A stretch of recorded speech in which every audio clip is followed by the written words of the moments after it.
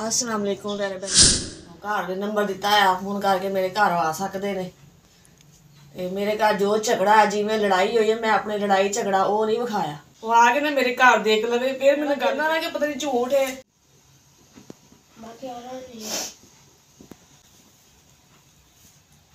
जो हालात अगले कहते पता नहीं पर मजाक है झूठ बोलते हैं रोवे तो बंदा अपने नसीब ਨੂੰ ਕੀ ਕਰੇ ਉੱਥੇ ਜਿਹੜੀਆਂ ਉਹਨਾਂ ਨੇ ਗਾਲਾਂ ਸਾਨੂੰ ਕੱਢੀਆਂ ਨੇ ਅਸੀਂ ਗਾਲਾਂ ਤਾਂ ਨਹੀਂ ਆਪਣੇ ਭੈਣ ਭੈਣ ਦਿਖਾ ਸਕਦੇ ਵੀ ਇਹ ਗਾਲੀ ਗਲੋਚ ਸਾਡੇ ਨਾਲ ਹੋਇਆ ਏ ਇਹ ਸਾਡੇ ਨਾਲ ਮਾਰ ਪਿਟਾਈ ਹੋਈ ਏ ਅਸੀਂ ਉਹ ਨਹੀਂ ਵਿਖਾਇਆ ਇਹਦਾ ਇਹ ਮਤਲਬ ਨਹੀਂ ਹੈ ਕਿ ਅਗਰ ਨਹੀਂ ਵਿਖਾਇਆ ਤੇ ਇਹ ਝੂਠ ਹੈ ਇਹ ਹਕੀਕਤ ਹੈ ਇਹ ਸੱਚ ਹੈ ਆਪ ਵਾਸਤੇ ਦੁਆ ਕਰਦੇ ਭੈਣ ਭਾਈਆਂ ਵਾਸਤੇ ਅੱਲਾਹ ਤਾਲਾ ਸਭ ਨੂੰ ਸਿਹਤ ਤੰਦਰੁਸਤੀ ਦੇਵੇ ਅਸੀਂ ਕਿਸੇ ਨੂੰ ਬਦ ਦੁਆ ਨਹੀਂ ਦਿੰਦੇ ਚੈਨਲ ਇਸ ਵਾਸਤੇ ਬਣਾਇਆ ਸੀ ਕਿ ਚਲੋ ਕੋਈ ਤਨਖਾਹ ਲੱਗ ਜਾਏ ਮੋਨਟਾਈਜ਼ ਹੋ ਜਾਏਗਾ ਕਿ ਘਰ 'ਚ ਸੁੱਖ ਦੀ ਰੋਟੀ ਚੱਲੇਗੀ ਤੇ ਲੇਕਿਨ ਨਹੀਂ ਅਗਲਿਆਂ ਨੂੰ ਪਸੰਦ ਅੱਗੇ ਕਿਹੜਾ ਅਸੀਂ ਵੀ ਇੱਥੇ ਇਹਦੇ ਰੋਟੀ ਇਹਦੀ ਕਮਾਈ ਖਾਣੇ ਆ ਜਿਵੇਂ ਅੱਗੇ ਘਰ ਚੱਲਣ ਡਿਆ ਸੀ ਰੱਬ ਦੇ ਸਿਰ ਤੇ ਸੁੱਟਿਆ ਹੀ ਚੱਲਣ ਡਿਆ ਸੀ ਹੁਣ ਵੀ ਚੱਲੀ ਜਾਊਗਾ ਜੇ ਨਹੀਂ ਨਸੀਬ 'ਚ ਹੈ ਤੇ ਅੱਲਾਹ ਵਾਰਿਸ ਹੈ ਜਿੱਥੇ ਅੱਲਾਹ ਰੱਖੇਗਾ खुश भाई गर्मी लग रही है सर्दी है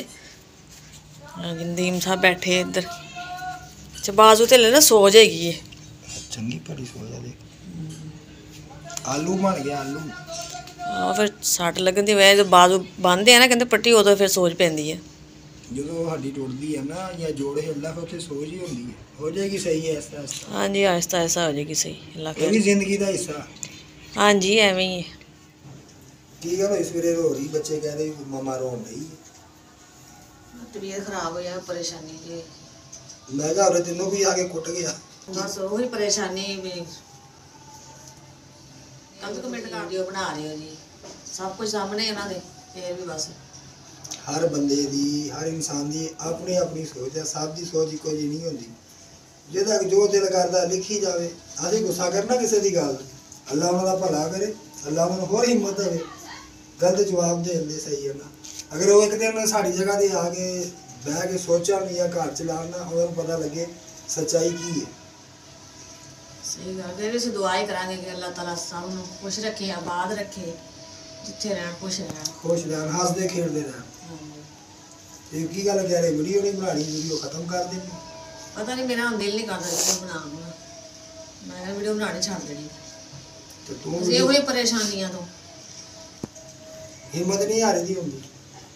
जिथे इन्नी जिंदगी गुजर गई है पता नहीं अगे है कि नहीं है ठीक है रिश्ता ने मोबाइल से बात लिया चलो मैं वीडियो बनावांगी चैनल बन जाएगा